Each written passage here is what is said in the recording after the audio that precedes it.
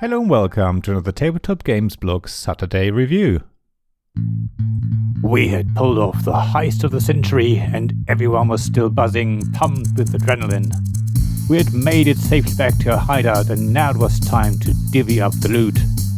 We were about to count our cash, gold, gems, paintings and microfilms when the boss came up with a crazy idea. Let's play blackjack. They said. And sort out who gets what that way. They even gave it a name. They called it The Split by Wayfinder Games. Yes, that's basically the game. You play a number of rounds of blackjack and divvy up parts of loot based on who got closest to 21 without going over. And at the end, everyone counts up the winnings and the one with the most value stash wins. Of course, there's little more to it than that. Otherwise, Wayfinder Games' inaugural release would not be as much fun as it is. There are a number of things that make The Split different to a simple game of blackjack. First of all, it's not a matter of the person closest to 21 winning all of the loot, but instead, there are a number of piles of loot drawn from a shuffled loot deck, but there's one pile less than there are players. The person with the highest blackjack result gets to choose first, then the second highest, and so on. Ties are resolved by going clockwise from the player after the dealer. Secondly, it's not a simple matter of choosing the highest value pile of loot, because even though some of the loot, like cash, gold, and gems, have a given monetary value, paintings and microfilm have values that vary. The more paintings you have at the end of the game, the more the set is worth, with increasing value as you get more paintings, and microfilm is worth the most to the player who has the most microfilms, and the second most to the player with the second most microfilms, while everyone else gets nothing for their microfilms. So, a pile of loot that might be very valuable to one player may be less valuable to another. Thirdly, you're not just playing blackjack. Every player starts with a so-called cheat card, which allows you to influence the outcome of a round of blackjack. Some cheat cards allow you to subtract 1, 2, or 3 from your blackjack card value, so when otherwise you would have gone over, you can bring the result back to 21 or below, putting you back in the game. Other cards allow you to switch with another player, or discard a card from your blackjack hand, and there are more. So you can never be sure if your result is the highest until everyone reveals their cheat cards.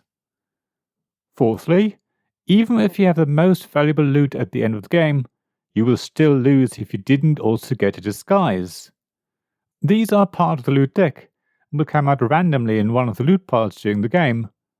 If someone ends up with more than one disguise, they have to offer it up to those players who ended up with none.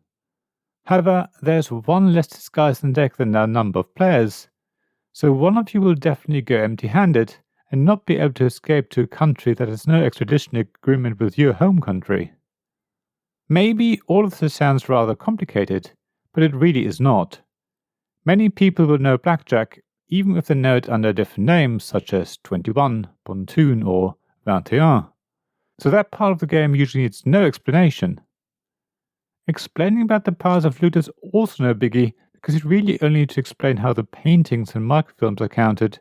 But even that is really easy, because there's a player aid with the information on it. The only thing you really need to explain is about the disguises, and you really need to stress it at the beginning, so nobody is disappointed when they have the most loot, but still lose because they didn't get a disguise. I was able to explain The Split in around 10 minutes to a group of people who weren't very familiar with modern board games, but they all knew blackjack or 21, and they picked it up really quickly. They also had a lot of fun, not only during the blackjack round, but also when it came to playing their cheat card and choosing their parts of loot.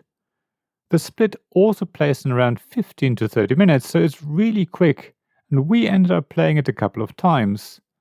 The player count goes up to 6, which makes this an ideal game for when you have a group of friends or the family over for an afternoon. The game comes in a small box about the size of 2 decks of 52 cards sitting side by side. The deck of playing cards can be used for more than just the Split, of course, and it, as well as the cheat and loot cards, are beautifully illustrated by Rain Watt. It's a very fitting style for a game about splitting loot. The only quibble I have is that even though the playing cards come in their own tuck box and therefore fit neatly into the game box, the other cards come loose and it's a bit harder to put them back, and they have the tendency to slide underneath the playing card tuck box. It would have been nice to see them come in their own tuck box, but it's not a major issue. I really love the split, and I'm not only saying that because I was backer number 1 of the Kickstarter campaign, and one of the cheat cards in the game is based on my suggestions. It just ticks a lot of boxes for me. It comes in a small box, so it's easy to take with you. It is easy to teach, it plays quickly, and it goes up to a relatively high player count. The playing cards can also be used for other card games, which makes the game really versatile. Thank you for listening to this Tabletop Games Blog Saturday Review podcast. Please check the description below for links mentioned in this episode, as well as to the written version of this article on the blog. If you enjoyed this episode, please subscribe, give us some stars or leave a review. Please also tell your friends about me, and if you want to offer financial support, check out my Patreon and Ko-fi pages, links to which you'll find in the blog at tabletopgamesblog.com. So thank you again for listening, and I hope to see you again soon. This podcast was made possible by the generous help of my Patreon supporters. Royal Patrons Nicholas Higgins and Sean Newman. Magic Champion Zeb Hicks. Castle Guards David Miller and James Naylor. Dice Masters Alex Bardi, Paul Grogan and Robin Kay. And Shining Lights Gavin Jones, Sarah Reed, Richard Simpson and Tim Vernick.